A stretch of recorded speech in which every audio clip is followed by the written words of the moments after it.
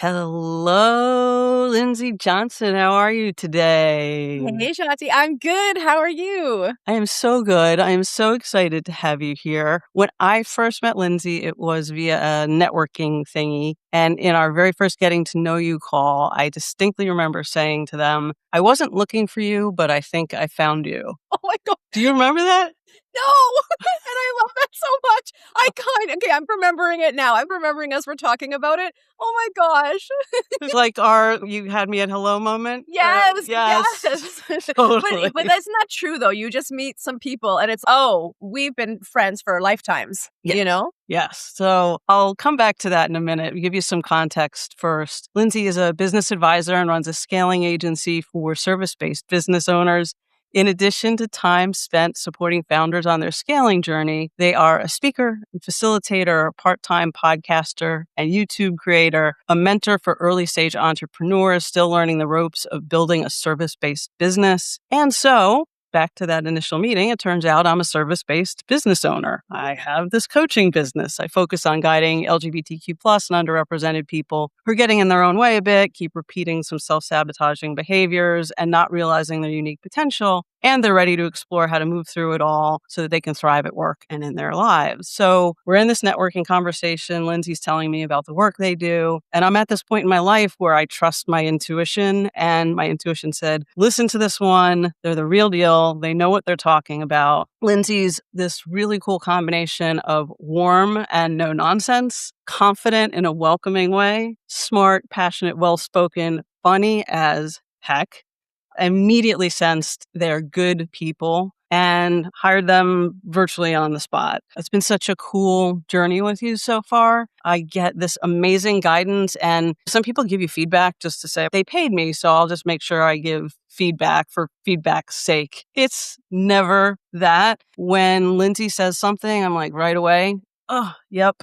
And it often means that I need to go back in and do some deeper work. So it's a little bit of, oh, that's a great catch. And here, I have to go back in. But it's really so well worth it and so welcome. So it's been such a pleasure.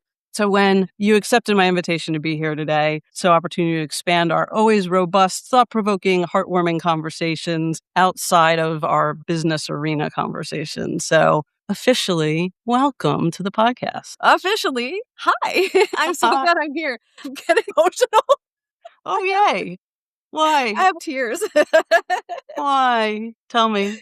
I don't know. I do know, man. Shotzi, I'm getting emotional. I love what I do. I love supporting entrepreneurs. I love helping people not only be successful, but like you said, go deeper. And I've been pushing you. I push a lot of people. Go deeper. This is good. This is accurate, I'll say, but we can go deeper. Yeah. And I just so freaking love what I do. And I feel so freaking blessed, lucky, fortunate, privileged to be able to get to work with the kind of people who also love that and want to engage in this level of deep work along their entrepreneurial journey. It's magic. It is magic. It's just so eye-opening when someone gives you feedback and it hits you at such a core level that there's just no denying, okay, this is important to pay attention to. I want to talk about this a little bit more later too, because you've hit a couple doozies for me, but good doozies. And we will definitely talk about that. Is there anything else other than what? Oh, go ahead. Yeah.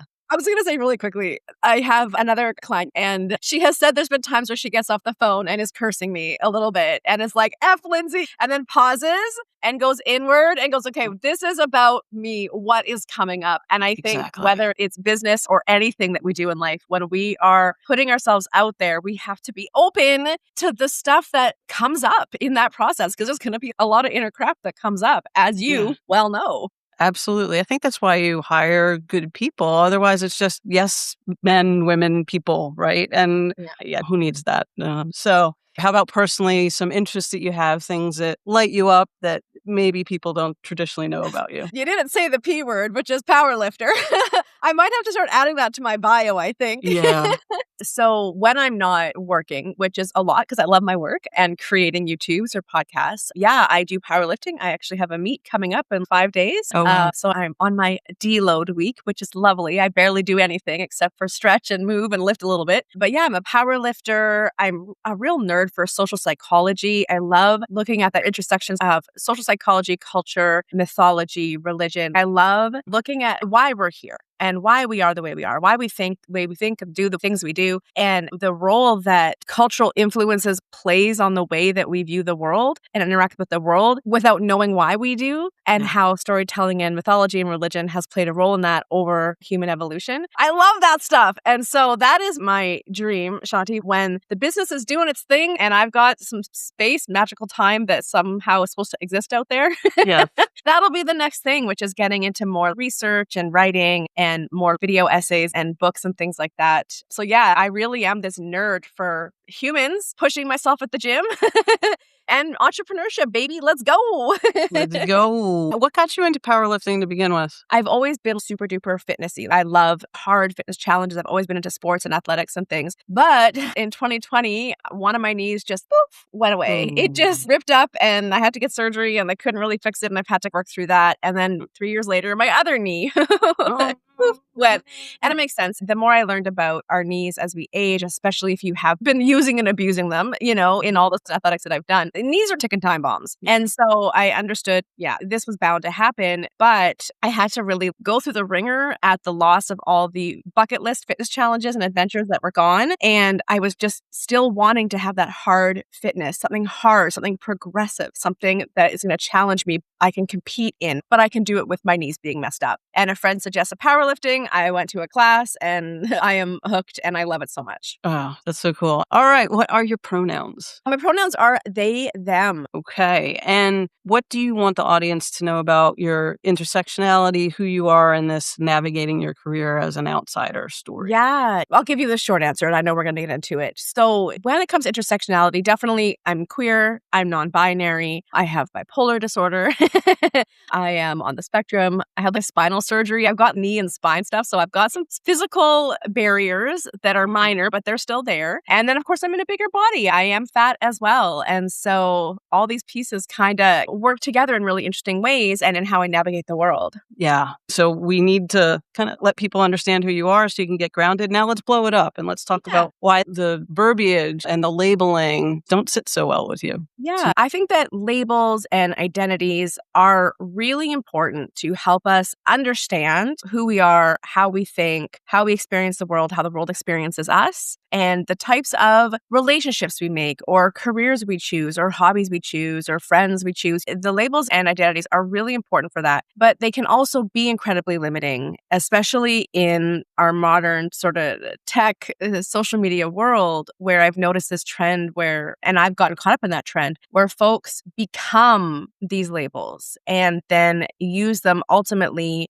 Oh, if I were to be real spicy here, Shanti. Be spicy. Almost as if they use it for a persecution complex. It keeps us stuck in this victimhood, this external persecution of who we are, this learned helplessness or adapted helplessness. And I have seen that through social media because that algorithm gets you and it just shows you more and more. And of course, the creators have an interest in keeping people afraid, angry, scared, whatever. And so we get into these loops of, I can't because, they won't let me because, I'm oppressed because, and I'm not talking about, obviously oppression is oppression. I'm not saying it's not true, but some identities aren't oppressed, but they have aligned themselves in the whole oppression Olympics. Yeah. And even for folks that do experience oppression, a big part of why I do what I do is because for me, service-based businesses really do offer a tool to liberate ourselves and others from harmful systems of oppression. And it puts us in control of how we're able to live our lives and get access to the things we need and open doors for folks that also need that access. And so when we're so tied to these identities and labels and we live through them, instead of using it as an opportunity to recognize, oh, that's me. That's what's going on. Okay, how do I work with that? How do I overcome that? How do I live through that? Instead of, oh, that's what's wrong. The world hates me. I guess life sucks and I'm going to stay here forever. That's where it gets dangerous and we really disempower ourselves. Yeah, it puts us in almost like a groove. I'm thinking of like a record groove and then you're just spinning on that specific track. I think I'm mixing metaphors, but that's how it feels to me when you're describing that. So having said all that, you do have this super interesting cross-section of who you are. We talked about, for the purposes of this conversation, of focusing on living in a plus size body, because it's a conversation I haven't had a chance to have with people. And you're just so freaking awesome that I thought it would be a lot of fun for us to explore that together. So you still good with that? Absolutely. Let's do it. All right, cool. So I think I want to start with your hesitancy to speak about it. And almost you even said when we were doing our sound check coming into the conversation, say there's this like nervousness. It's a sensitive topic and you don't want to pretend to be speaking on behalf of all fat people. Talk to me more about that resistance, that nervousness. So the nervousness for me is actually because, so in the early pandemic days, to give you all some context here, I was working with, at the time, a holistic nutritionist to help with my gut health and to support my body as best I could, because the stress and everything that was going on, my body was really being affected, right? Plus I was having this knee thing, and it was the summer, and I live in Vancouver, British Columbia, and in BC, we have some of the best berries and stone fruits in the world when summer hits. And I was talking about how I'd had berries for dinner, and she had said to me, oh, berries just trigger weight gain. And so you're not going to want to have that. And I remember having this moment of, what the heck, man? If I can't even eat berries without causing weight gain, what the hell? I might as well just eat chocolate. And I had this 4 or 5 days of just eating, like binge eating cakes and chocolates and this and that. It just put me on a spiral. Yep. And I was like, what the heck am I doing? What is this? Why is this? And so again, what do I say? I always want to know why, like why? And so sort of made up my mind in that moment. I'm no longer dieting. I'm no longer worrying about my weight. And I was still plus size then. I'm not worried about weight. I'm not worried about dieting. I'm done with all of it. I can't keep living after decades of weight cycling up and down. This crash diet, that fad diet, this one, that one, the other one. I can't do it anymore. I'm done. I'm done. And so I started to kind of go on this journey of learning about diet culture and fat phobia and fat liberation and fat acceptance. And it really put me down this pipeline into being in what we call the fat acceptance or fat liberation community, which had existed already long before, but getting sucked into that. And at first, it was really positive. I created a TikTok account. It went viral. I had a lot of followers. I would go live several times a week. I'd host workouts. I hosted a retreat. I started a podcast. I had created this whole brand after processing my own stuff to really say, hey, if you're in a bigger body, that's okay. You can still live your life. You can still exercise and you can still seek health and you can still wear the tank top and go on the vacation and go to the beach and you can still exist in the world, because a lot of plus size folks, fat folks, really hide from the world. They're embarrassed, they're awkward, they're uncomfortable. And I was like, no, live your best life. Live your best fat life, I would say all the time. Get out there. And Shanti, and what I found was that it started to get really toxic. People started policing other people's bodies. If a person wanted to lose weight, the whole community would come after them. Again, social media, they would just attack them. If a person started on a GLP-1 because they wanted to improve their health, they would just get attacking them. And I found myself drifting further and further away because, again, let's talk about cults, right? It was very cult-like, very herd mentality, very much dogpiling on people. There was no space for people to just exist. You had to be fat, stay fat, and continue to get fat. And so I really pulled away from that. I closed all my stuff down. I was like, you know what? Body size, whatever. You do what you want. Yeah. But there was also this anti-science component talking about how, being fat isn't unhealthy. That's not true. There are metabolic things happening when we have extra fat on us. So I just found myself in this world of, you guys are kind of freaking crazy. If I'm being honest, you guys are out of your minds. And so it's interesting because I went from being in this community, having all these friends in this community, doing all these things and being sort of an activist per se to say, hey, you can be fat and still have a good life, into, oh, I want nothing to do with you guys. You are off your rockers. And so when I say I'm nervous, it's because I still exist in a bigger body, but I'm aware that there's this whole community out there that's spreading misinformation and a lot of hate and really guiding people down a path that's ultimately really unhealthy for them. And I want us to all feel healthy and feel good and live our best lives. And so I come to this conversation having gone through this wild roller coaster ride and still say, yep, I'm in a fat body and I can live my best fat life. And I am also actively working to have less fat on my body. And I'm still continuing to do fitness things. And I'm nervous because I don't want to get lumped in with those people anymore, like at all. And also, I just want to be really sensitive to people that do have this insecurity around their body and to be like, that's normal. And I get that. I used to never wear tank tops or bathing suits, or I would never go do things because I was so self-conscious. And I am often the only fat person in the room. Maybe there's two of us, because people just aren't out doing things. And I was like, no, you need to go live your life. But I just want to just be not a jerk while also saying some of y'all are jerks. All very well said. And ultimately, this is just your story, right? This is my story. Yeah. This is your story. So talk a little bit more, if you're comfortable to. You talked about being embarrassed and hiding. Yeah. Is there a moment in particular that you remember that feeling? Oh my God. What do you mean? There's so many.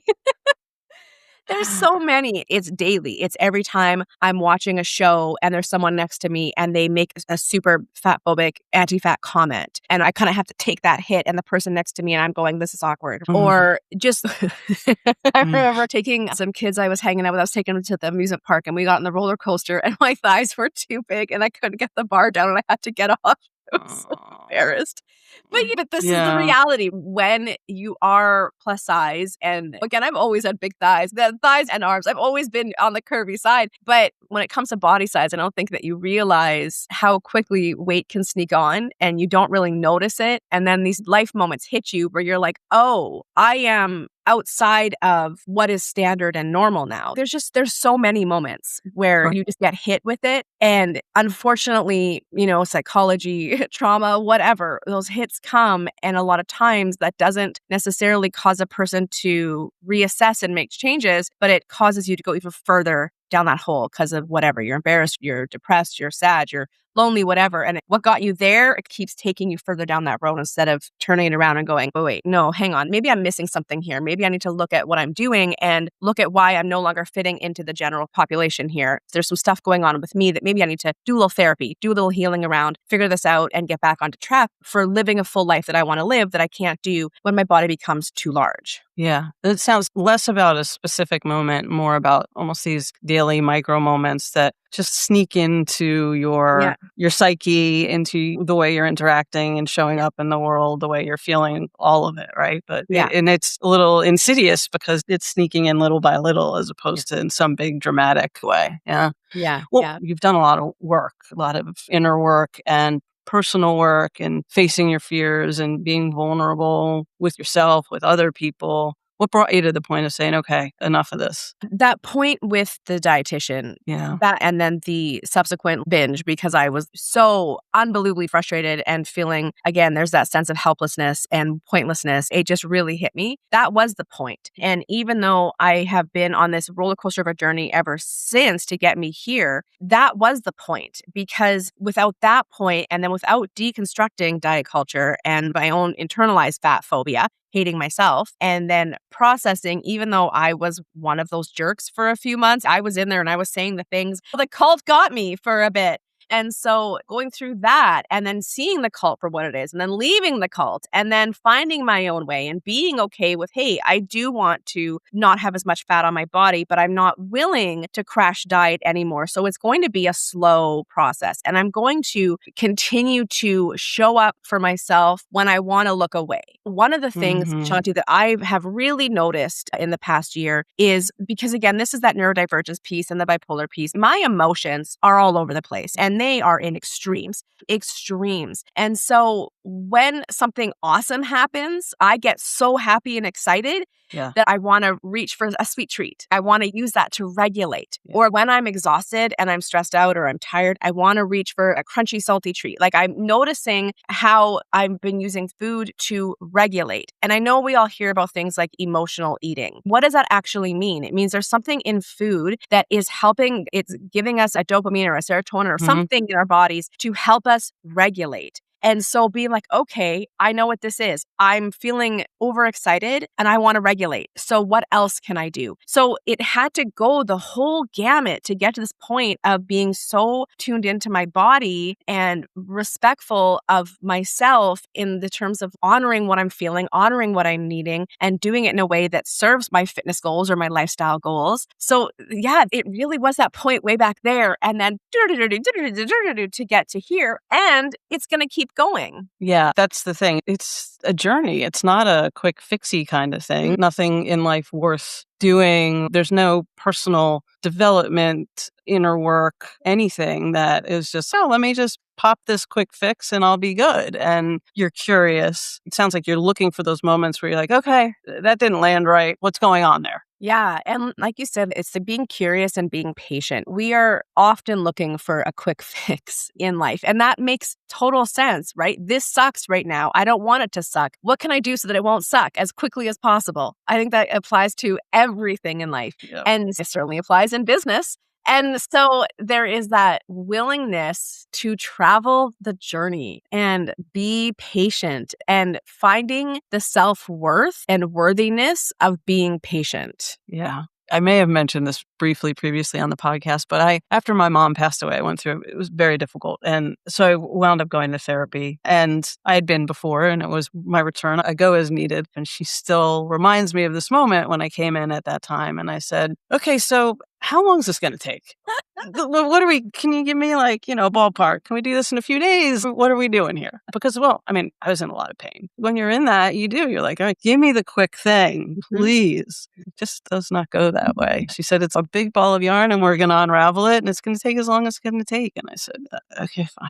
So I'm divorced. I went through a divorce in 2000 and a separation first and then divorce. So 2009. I remember being very stubborn that I'm going to feel all of this. I'm going to go through it. I'm going to go deep. This marriage is ending. And it was, again, it's the journey, right? Something that happened 3 years ago that set me on a path that ultimately resulted in the marriage dissolving. It was going to happen if I was going to continue to grow. Just saying, I got into this marriage that I'm so unhappy in for a reason. So I can't just bypass. I have to go deep and do the work to be like, why was this okay with me? Why did I choose this? Why did I accept this? And also, what the heck just happened? Yes. Yeah. And we had plans and they're gone. And my life was ripped open underneath me and start all over again. And I was like, I want all of it, the joy, the pain, just all of it. And I want to feel it and I want to work through it and I want to process it because I know ultimately I'm going to be better and stronger on the other side of this. And yeah, it sucked and it took a couple of years to really kind of get through it. And then I will say it probably took another at least 10 to 13 years before I was really even open to being in a relationship again in a serious way. And I'm a slow processor, but it's just this, I'm worth taking the time that is needed to process, to move, to achieve, to create. I'm worth it. Life is worth it. Why are we in such a rush? Let's let things play out. Yeah, the good things take time for sure. And you're not a slow processor. I see it the other way. You're just very involved. I'll take it. I guess I'm wondering, looking back, what are some of the things, just so people can put themselves in your shoes a bit, did you perhaps miss out on in your life because you were living in a bigger body? So much. Oh my gosh, Auntie. So much. So much. There's things like outfits that I didn't wear that I really wanted to wear because I didn't want my arms to show or my legs to show. Or there's events I didn't go to because I was so self-conscious, parties or concerts or whatever. Sports and athletics, it took me so long to be okay with doing it fat. Triathlon, I wanted to do triathlon for years and years. And I always thought when I lose the weight, I really had it in my head that I had to be skinny to do a triathlon. One of my friends, she was a yoga instructor. She was riding her bike. She got hit by a car. And in her recovery, she was like, I'll be danged. I'm going to run a triathlon. I'm not going to let my body betray me. Let's do a triathlon. And I was like, let's do a friggin' triathlon. Yeah. And so I trained. I set a date. The triathlon is here. I had 8 months. I followed a program. I trained to do the triathlon. Yes, I did it fat. Yes, I did it slow, but I friggin' did it. And do you know how many people quit just in the swim? Just in the swim and they quit. And I'm like, I did that whole thing. And my only goal was to not come last. And I came second to last in the first one and third to last in the second one. But I beat all the people that quit. Anyways, so. And you showed up. I showed up. And that's just an example of, oh my God, I thought I had to be skinny to do this. No, you don't. Yeah. I don't know how to express it. There's so many things that I didn't do because I thought I had to be skinny to do it. And so once I started to challenge that, all of a sudden everything became possible. Now, are there things that I can't do still because of my body size? Yes, which is why I want to make it smaller. I want to weigh less because there's things that I do want to do that I actually can't do at this point. Yeah. But I don't see that as something to necessarily, not anymore, to see it as being embarrassed or beating myself up or feeling helpless. Yes, there has been embarrassment for sure, right? I think that's a really common human feeling and experience, some shame, some embarrassment. But now I just use it as a motivator and remember that, yeah, dude, it's possible. Just travel the path here, walk the path, do these things, and that is in your future. And I think it comes down to this acceptance of inevitability. And whatever path you're choosing to go down, whether it's going to take you further from where you want to go or closer to where you want to go, inevitability, it is going to happen. And so ultimately, what do I want to have happen? How do I lean into that inevitability and just follow the path step by step? Yeah, have the destination in mind and show up every day where you are with what you have, doing the best you can with that further destination in mind that you'll get to when you get there. Yeah. And Shani, this goes for business too. If a person just keeps going and figuring out the things that work and then keep going and going with the things that work, it is inevitable. The only people that fail are the people that quit. Yes. And somehow that is built into the work you and I do together, even though I don't think you've ever spoken those words in that exact way. But I feel that in everything that we do. Yeah. It's a mindset. It's a mindset and a belief in yourself that you can do it and you're worth it. Yes. So all of this work that you've done, all of the fears you faced, the vulnerability, now you get into your career. How do the lessons and the experiences that you've had start to show up for you? How does my identity, being in a bigger body, impact my work? I will say that it is letting go of my identity of being in a bigger body. I will say it's letting go of the identity. It's saying it is what it is, and I live my life. And I can't help but notice the people on stages. I have a certain look, have a certain aesthetic, and it's not mine. And I also think that in a lot of ways, that also serves me well, because I think when folks meet with me, there's a level of disarming-ness. What's the word looking for? I like disarming-ness. It should be a word if it's not. If it's not a word, we'll make it one.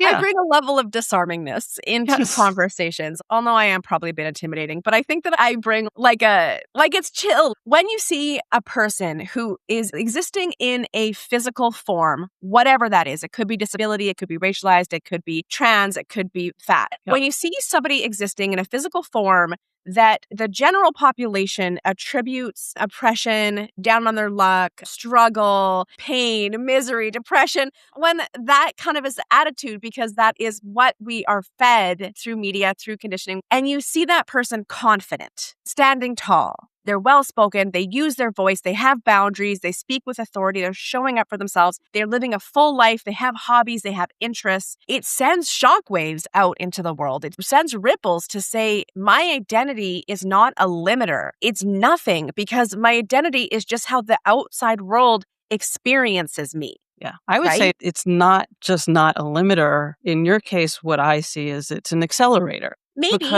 Because you've been through this journey, and I think that it has empowered you. That's the way I see you. That's true, because it is the overcoming of limitations that we think exist. And again, yes, people have very real limitations, but friends, everyone lives the life that they live. Everyone's been dealt the cards that they've been dealt, and so we cannot get caught up in oppression Olympics. We have the life that we live. Here's the tools. Here's the barriers, here's the setbacks, here's the support, you've got it. And so I think when we look beyond identity and we look beyond the things that we could see as limitations and instead look at how can I work with that? How can I surround myself with people and opportunities? How can I become more expressive and creative? How can I work on my inner stuff and become more confident? So when you see a person who doesn't fit what society says is successful and healthy and right by, Eurocentric standards or whatever, when we see someone outside that norm, acting in a way that they are confident and they are living a full life, you're right. You have to overcome the conditioning and the messaging to find your self-worth and find your value and then rise above it. And so it does become an accelerator. You get this unshakable confidence and this belief in your vision for the life that you want to live in the world that you want to participate in creating. So you're right. It does act as an accelerator. But the biggest thing is understanding that you are not what you look like. You are not your disability. You are not your skin color, your age, your gender. You're not that. That is just either an outward expression or the world's experience of you. And all that shit is made up. Can I swear?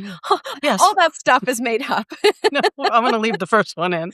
And when you understand that society makes everything up, everything is made up. We've all made it up. You get to decide what your reality can look like and can be and work towards that. Yes. And I've seen you walk into virtual rooms and I experienced you that way. Do you have a story about perhaps a moment when you walked into a room, whether it was a virtual room or a physical room, and you're like, you know what? I'm not going to worry about what anyone thinks. I am here. And you felt that and you Mhm. received that back from the people in the room. If we were to pull an identity in, let's shuffle the deck here. Let's pull one of my identity cards in. Let's And do I it. were to talk about being on the spectrum, being autistic, okay? One of the frustrating things, but also positive things, is that I miss a lot in terms of the social cues. I float through the world with a rich internal life and sometimes aren't fully aware of how other people are responding and reacting to me. Yeah. So a lot of times it doesn't occur to me to feel self-conscious when I walk into a room.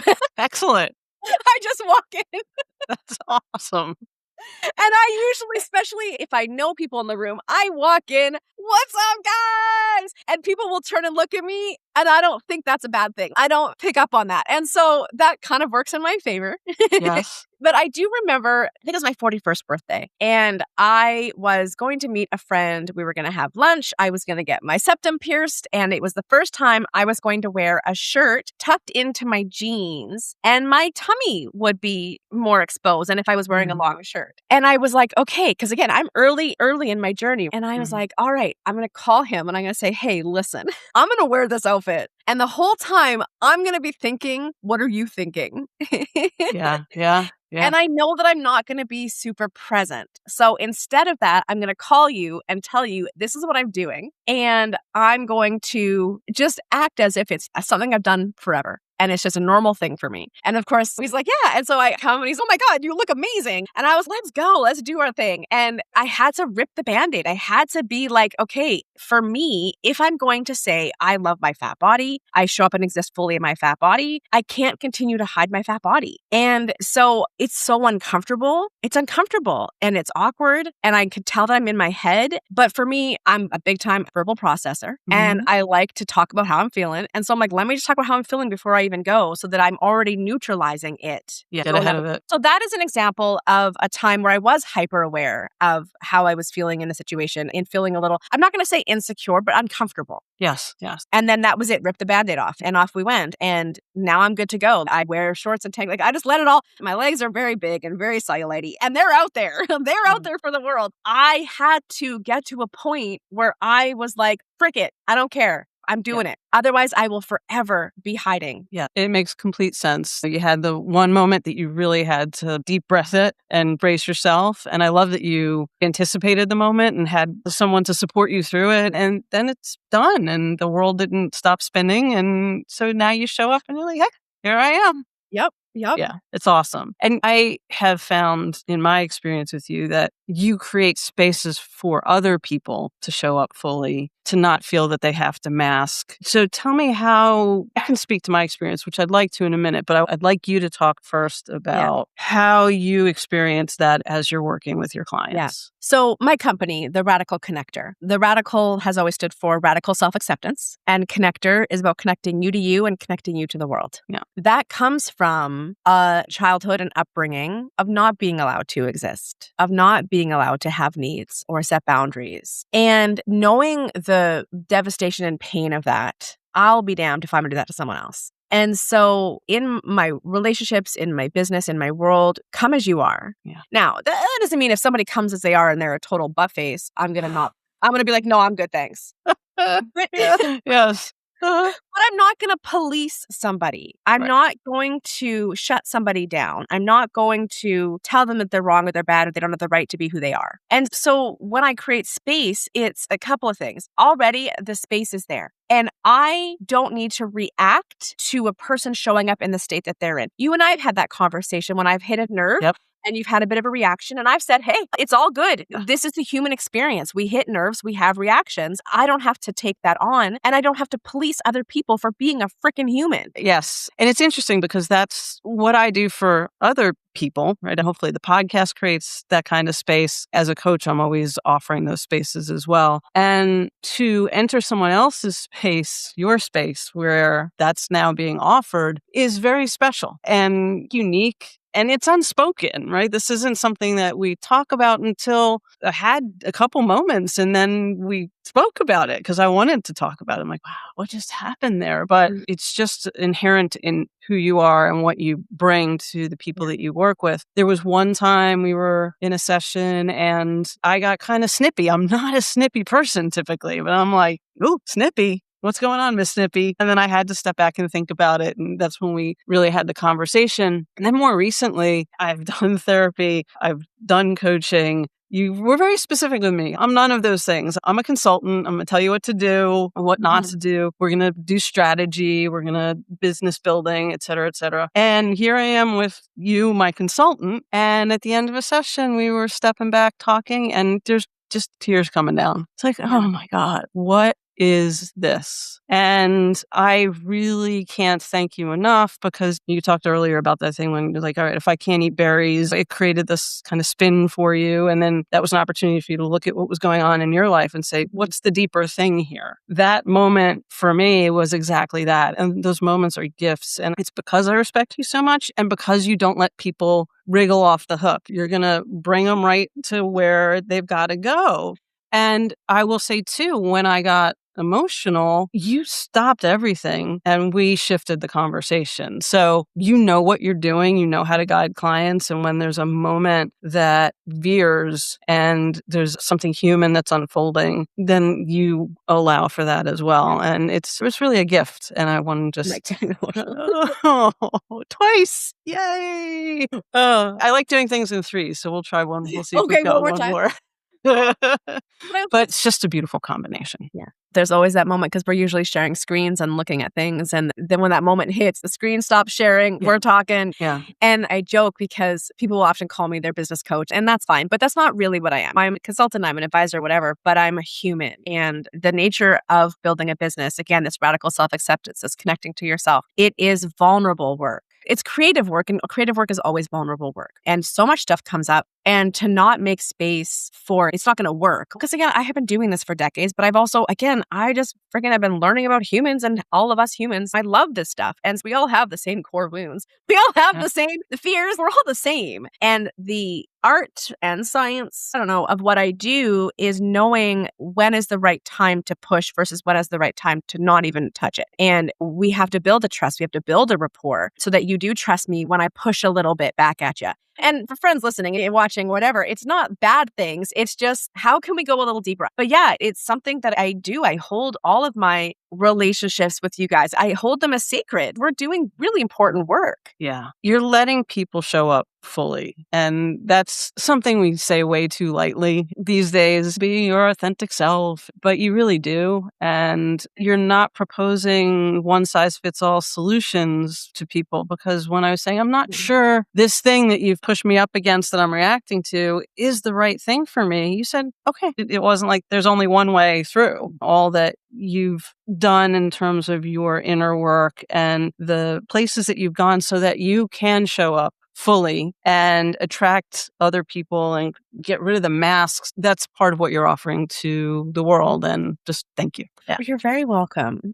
All right. So I have a segment that I started this season. It's called the Thrive Takeaway. So if listeners remember only one thing from our conversation today, one thought, one piece of advice, what would you want them to carry with them so that they can thrive in their own careers? To allow people to fully show up as they are, to make space, to really hear them, to guide them to what they want. That comes from accepting myself, seeing all the parts of me, healing, doing the work, all these things we've been talking about, trusting the process and the inevitability and going through it, being uncomfortable. If you can't do it for yourself, you can't do it for others. But also your world as we age, it just gets so small. I really truly believe we have to be brave to sit in the discomfort and do the inner work, strip away our own masks to ourselves and really understand us and get to know us. That conversation with my friend about my shirt tucked in could not have happened if I wasn't hyper aware that this is how my brain works and this is my pattern. This is what I'm going to do. I have to know that and be tuned into it to be able to ask for what I need. And just remember, we are worth it. All of us are worth doing the work and knowing ourselves and building a relationship with ourselves beyond the identities that the external world has put on us. Amen. That's so beautifully said. Thank you for that. So that's today's Thrive Takeaway. If you're listening and something in the conversation stays with you, I invite you to check out my free thriving assessment. It's an opportunity to see where you're already showing up powerfully and where hidden patterns may be holding you back. You'll receive customized results and practical tools to support small shifts you may want to explore. You'll find it at shantijoygold.com. All right, now it's music time. It's the segment I call It's My Podcast, so there will be music. Do we get to dance? Would be a first, but I will follow your lead. Not only do I love music, but I feel like music, like storytelling, hits us at a very deep level. And I will ask you what I ask all the guests. If there were one song you could put in a time capsule and preserve at all costs for future generations, what would it be and why? So the song that I love and brings me to tears and stops me in my tracks every time I hear it, it's called The First Day of My Life by Bright Eyes. I can't get through it without crying, and it is so beautiful, and I love it so much. And I wish that feeling for everybody. And remember, because it's about meeting the love of their life, and remember that you, first and foremost, are the love of your life. Yeah, thank you, because I did not know this song. It's got an acoustic fingerpicky sound. The vibe is Hey There, Delilah by the Plain White Tees. It's got that kind of jaunty acoustic thing, really melodic. And it is one of the most beautiful love songs I've ever heard, with a little bit of a twist, right? Because at the beginning, it feels like this is unfolding in the present. And then you hear the person say, but I realized I need you and I wondered if I could come home. So now you realize that it's not a present moment, it's an unfolding story. Really just gorgeous. Yeah. All the hairs are standing up on my body. Fantastic. It is lovely. Did you watch the music video? I didn't. I try to stay pure to just the sound. I'm going to watch it though. The music video is people listening to the song, and it's recording them listening to the song. And it's just, again, there you go, Shanti. There you go. There's the third time. I'm crying. Hat trick. Thank you for introducing that to us and the listeners, and excited to add it to the playlist. So as we're coming to the end of the podcast, what would you like to tell people about the work you're doing in the world and where people can find you? The work I'm doing in the world is through business, through the content I create, through the way that I show up in the world, helping people unlock their connection to themselves, accepting themselves, loving themselves, so that they can go and spread that out into the world, the creativity, the love, the connection, the adventure. It is unlocking inside so that you can go and put good stuff out into the world. And at the same time, live your best life. Live your best life. We got one. It goes fast. What are we doing with it? Professionally, the Radical Connector, yes, we support service-based businesses in getting that sales engine turned on if they're new or if they're ready to start scaling, helping them get scaled so that they can really stop being the business and build this business that, again, opens up their world and gives them the finances, the freedom, the confidence to go live their best lives. You can follow me on YouTube. That's where you're going to see a lot of my how-to content. I'm leaning into that hard. I'm actually going to record a YouTube after this. And there's where you'll find a lot more for the early stage. I have a really great sales system. It's a consent-based sales system that you can get there. And then otherwise, you can follow me on LinkedIn or Instagram or visit my website. The website is theradicalconnector.com. And I am across all socials as Radical Linz. So yeah, come and hang out with me if you're a nerd for business content. Follow me on Instagram if you want to see some powerlifting stuff. And just more of me while also talking business. And yeah, otherwise, let's hang out. Let's have fun. Yes, that's what you're all about. And doing it with so much intentionality, though, too. And it's just so fun to do this with you today. We've spent a lot of time together hanging out with a fair amount, just focused on my business, and to be able to hear your stories and hear more about your journey and the hard-won wonderfulness that you bring to everything that you do. I'm so excited that everyone gets to meet you and experience you, in addition to what I am privileged to have an opportunity to experience. So thank you. You are the best. One of the things that I love is every email I get from you says I appreciate you. And you know, I started using that. Oh, nice. Yeah. Now I got a little one. I got a little one here. You got me. Because it does. Because every time you send it. And so I've been saying that, especially in conversations that maybe are a bit charged, to really just be like, I appreciate you. I appreciate you. Right. Yeah. So thank you. Thank you for that. And thank you for having me. It has been an absolute honor and delight to be here to talk. Thanks for letting me get super nerdy and super deep. And thank you for letting me guide you in your business. You're most welcome for all of it. And I do genuinely appreciate you. All right, everyone. That brings this episode of Stories We Haven't Shared to a close. I believe stories are our humanity waiting to be shared, and listening makes it possible. Thanks so much for being here today by our virtual campfire. Until next time, and thank you again so much to Lindsay Johnson. Bye. Bye.